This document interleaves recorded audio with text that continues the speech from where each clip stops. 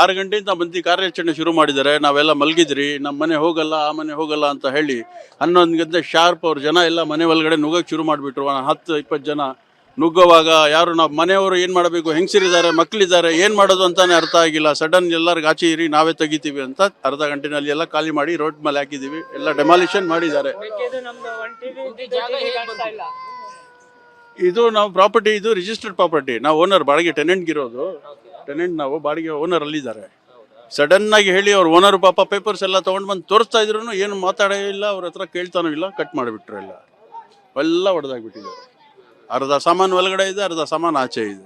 Sudden ಆಗಿ start ಮಾಡ್ಬಿಟ್ಟು ಈ ಖಾತಾ ಎಲ್ಲ ಓನರ್ ಹತ್ರ.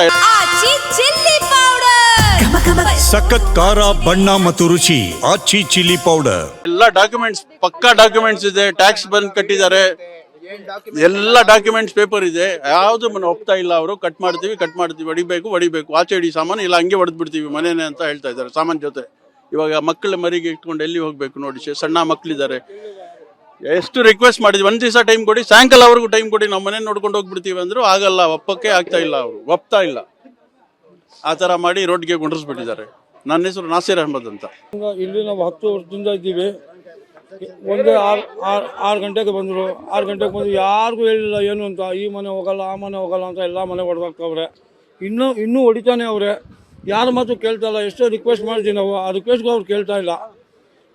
ಇವಾಗ ಏನಾದರೂ ಸಿಗ್ಬೇಕು, ನ್ಯಾಯ ನಮ್ಮ ಕಡೆ ನ್ಯಾಯ ಸಿಗ್ಬೇಕು ಅಷ್ಟೇ ನಾವು ಕೇಳ್ಕೊತಾ ಇರೋದು.